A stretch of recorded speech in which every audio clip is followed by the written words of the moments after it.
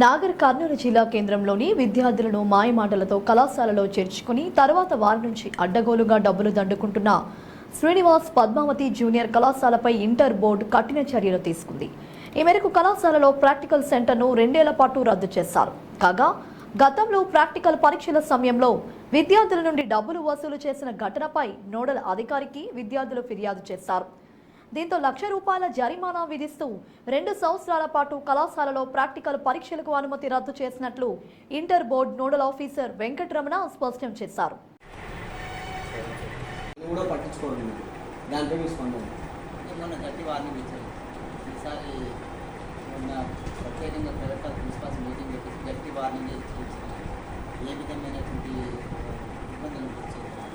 ఇంకొకసారి ఇదే మళ్ళీ రిపీట్ అయితే కాలేజీ మొత్తాన్ని చర్యలు ఉంటాయి, కఠిన చర్యలు ఉంటాయి.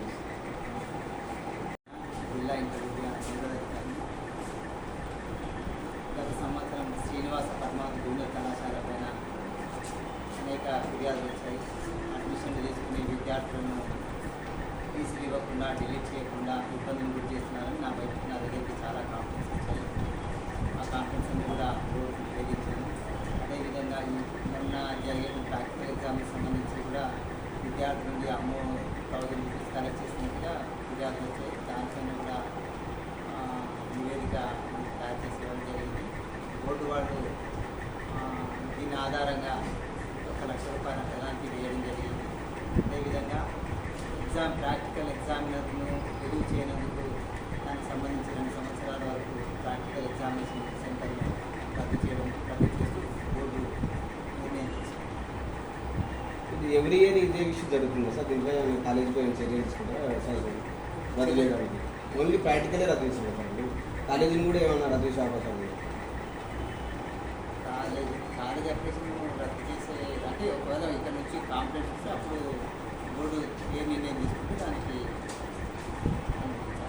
దీనంటే ప్రతి సంవత్సరం ప్రాక్టికల్లో కానీ టీసీ విషయంలో కానీ ఫీజు విషయంలో ఏదో ఒక సంవత్సరం అది శ్రీనివాస కాలేజీ మొన్న ప్రిన్సిపల్స్ మీటింగ్ పెట్టాము. మొన్న 6th రోజు ప్రిన్సిపల్స్ మీటింగ్ పెట్టాము. ప్రైవేట్ ప్రిన్సిపల్స్ మీటింగ్ పెట్టేసి మీరు ఏ విధమైన పిల్లలను ఏ విధమైన హరాస్ చేసినా ఇబ్బంది పెట్టినా కూడా అది అంత ఈజీగా ఉండదు, కఠినంగానే ఉంటుంది చెప్పి మొత్తం ఉన్న 7 అంశాలపైన వాళ్ళకి ఇచ్చిన. ఒకటి అడ్వర్టైజ్మెంట్స్ అంటే ఏంటి, బోర్డు అనుమతితో మాత్రమే వాళ్ళు పేపర్ ప్రచారం చేసుకోవడం కానీ లేకపోతే ఎలక్ట్రానిక్ మీడియాలో కానీ వాళ్ళు ప్రచారం చేసుకోవాలని చెప్పి. రెండవది ఫీజుల విషయంలో కూడా విద్యార్థుల నుంచి అధిక ఫీజులు వాళ్ళు భరించలేని ఫీజులు వసూలు చేస్తే మాత్రం అది కూడా బోర్డు నిబంధనలు విరుద్ధంగా ఉంటుంది. కాబట్టి దానిపైన కూడా నాకు ఎలాంటి ఫిర్యాదులు రాకుండా మీరు చూసుకోవాల్సింది.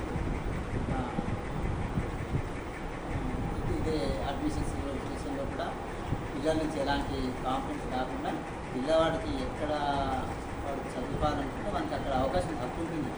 అటువంటిప్పుడు ఎవరి దగ్గర ఒకరు అడ్మిషన్ తీసుకున్నా కూడా ఇమీడియట్గా వాళ్ళు డిలీట్ చేయాల్సింది. ప్రతి